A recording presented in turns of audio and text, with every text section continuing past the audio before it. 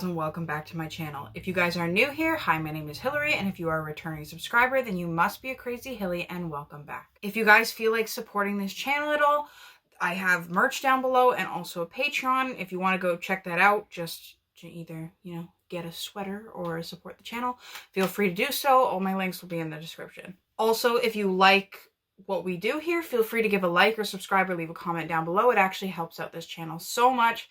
And without any further ado, let's get right on into what we are going to talk about. And tonight, what we are going to talk about is the Ghosts of Casa Loma. And if you don't know what Casa Loma is, it is this giant castle that is in Toronto, Ontario. So if you're American, maybe you've heard of it, maybe you haven't, but it's supposed to be one of the most haunted locations in Toronto. So I thought we would talk about it because, scary. So growing up in Toronto, I would go to this castle quite a bit. You'd either go there with a school on like a field trip because it's a big historic castle in the middle of a bustling city, right? Like it was the largest private owned house in Toronto, or castle in Toronto, the only castle in Toronto. And on top of all the history that goes along with it, it is also supposed to be super haunted. Now, when I was there, I never saw a ghost, but I always went in the daytime. It's not like you have a lot of time to go there at night and really walk around and go check things out. When I was there, I was like a kid, just looking at some history. But I'm going to tell you a little bit about the castle, and then we're going to get right on into the ghost stuff, because there's quite a bit. Casa Loma, its name, is also Spanish for Hill House, and that is what they decided to call it, which, if you like, that show, Hill House, right? It was built from 1911 to 1914 by this financier whose name was Sir Henry Pellet, and took about 3 years to build, and 299 workers just basically working nonstop to build this house, which, for the time, I feel like that's probably good. And for the size of this, for the size of this castle, it's pretty big feat. At the time, this castle cost about $3.6 million to build, which, like, in today's money, you would not be able to build this house in Toronto for that. I don't even think Drake could build it. Like, that is so much money. It is so much money for this castle. I think at one point I was like, how much would it cost to purchase this? And it's like, so, Hillary, what are you doing? Why are you even thinking? You don't have money. You have no money.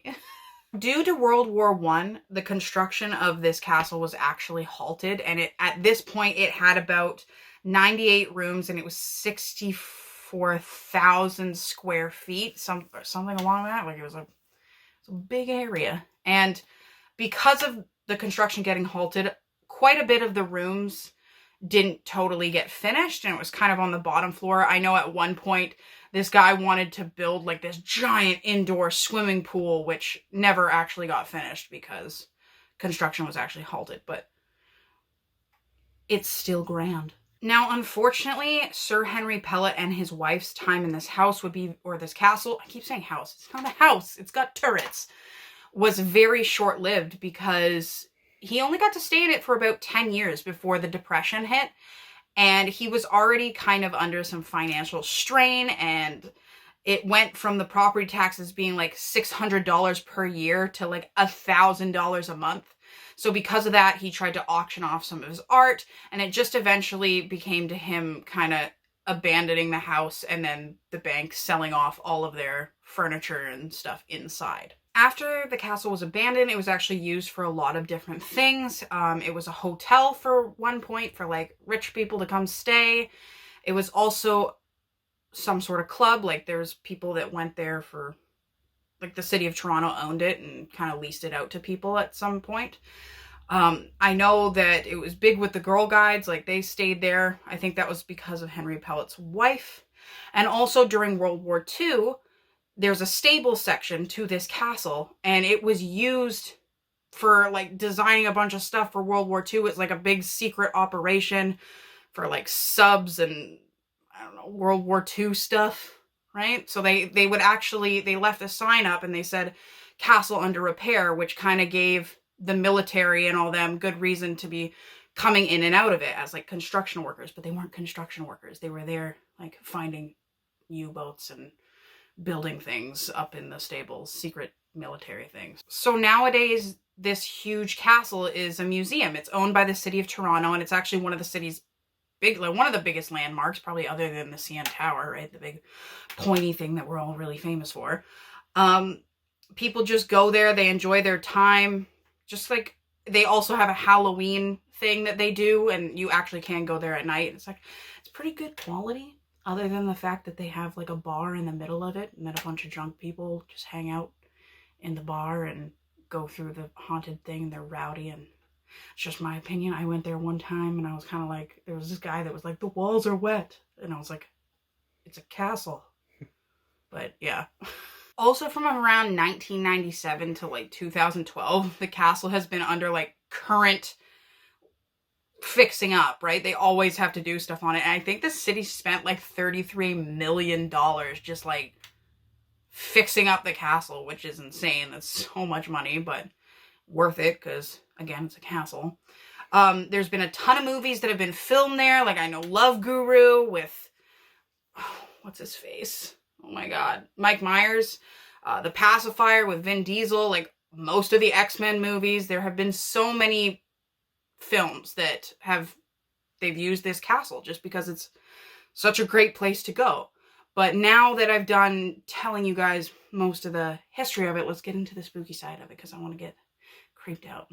From strange apparitions to spooky sounds and grabbing hands, poltergeist activity, Casa Loma has had its fair share of ghosts, or having other paranormal experiences that has made this place such a paranormal hotspot. This castle does also offer ghost tours, which I did not know before this, so like I might set some of that up like later on. There have been stories of people seeing this mysterious man that has come in and he's watering the flowers in the indoor conservatory that they have when they have no such man doing that. And people don't really understand why he's there.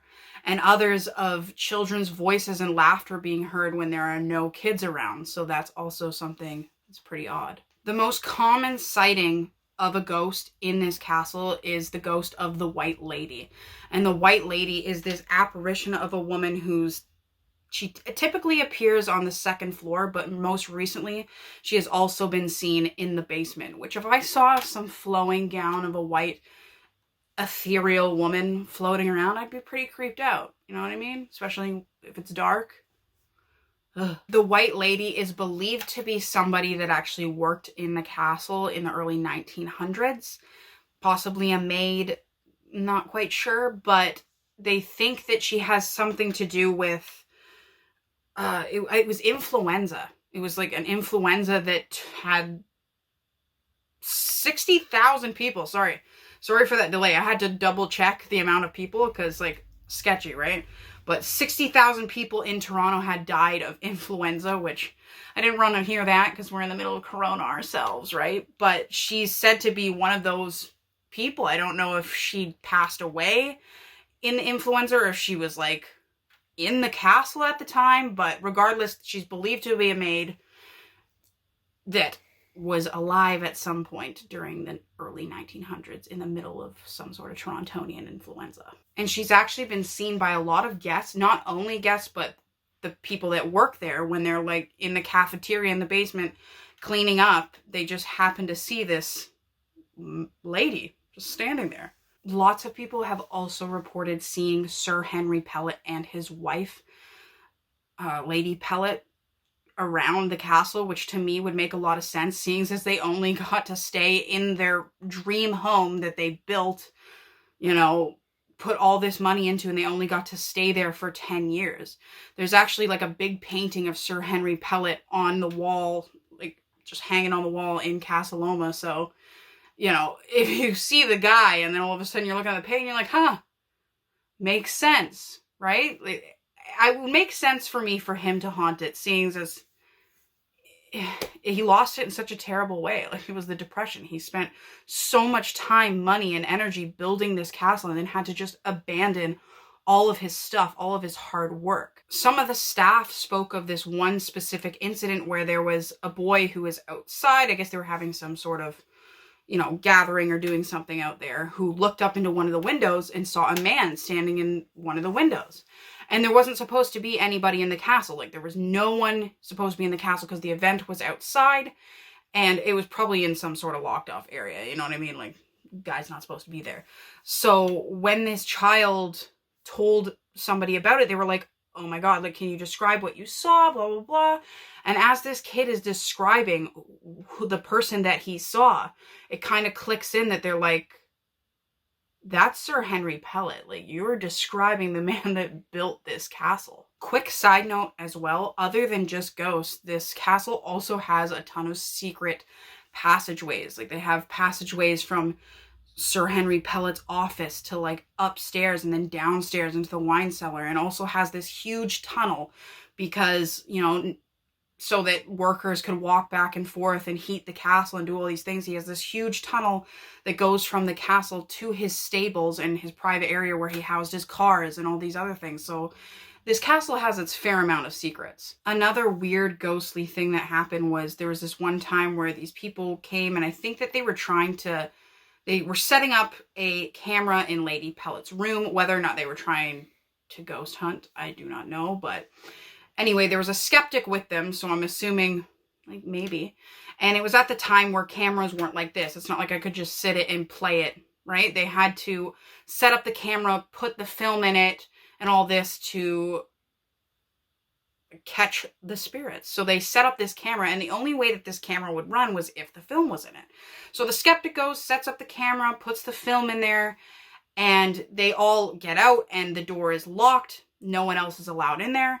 And when they return to get the film, door is locked. They had to unlock it, go back in there. There was no film in the camera. There was nothing in this camera. So either someone took it out or some sort of spirit was messing with them, because as far as they know, there was nobody else in there but them. He remembers putting the tape in. He remembers putting all the stuff in there. And to this day, that film is still missing. Like, there is no evidence. Like, they were also really kind of freaked out because it was supposed to be known that Lady Pellet was very into herself. You know, not into herself, but she was private. She was a private person. She didn't want to be filmed. So that was kind of where they were going with that, as to why this tape was all of a sudden gone. According to mediums that have gone into this castle, they say that Sir Pellet and Lady Pellet are there, but it's not like they're stuck there. They're not trapped there. They choose to be there because they were ousted out of their own house. So that this is where they choose to be as spirits. And I can imagine after passing on, it's like, hey, why not stay in that castle that we never finished? Another one of the ghosts lurks in the tunnel that I was speaking about that goes from the castle to the stables. And this is one of the most creepy places in Casa Loma. It is dark, it is wet, it is damp, it is like full concrete. And it just goes, it's so much colder than the rest of the castle. And the spirit that is supposed to be there, the people that have walked through this tunnel, complain of being pushed and their hair being pulled as they walk from one side of the castle to the stables. And I also believe that the spirit in the tunnel is supposed to be intelligent, because they've had mediums and people go down there and they've gotten EVPs of him mimicking words that the medium had said, like, oh, he's terrible. And then they've gotten an EVP of him mimicking them. So he's down there pulling people's hair and mimicking people, and it's just a very odd, you know, you can already step into this underground tunnel and feel cold because it's a tunnel underground, but to have your hair pulled while you're down there by yourself is a whole different shenanigans. They refer to the man in the tunnels as Mr. Happy, and they kind of suspect that it was one of Sir Henry Pellet's friends, who was a guy who would go through that tunnel a lot to go look after his horses and other such things, but you can never be sure, right?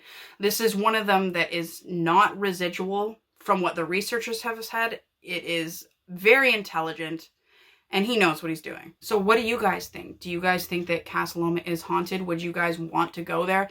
Whether or not you go there for the ghosts, you know, it's actually a pretty sick place to visit if you ever want to go visit, but I would check out that ghost tour. I want to see if Mr. Happy is going to pull my hair.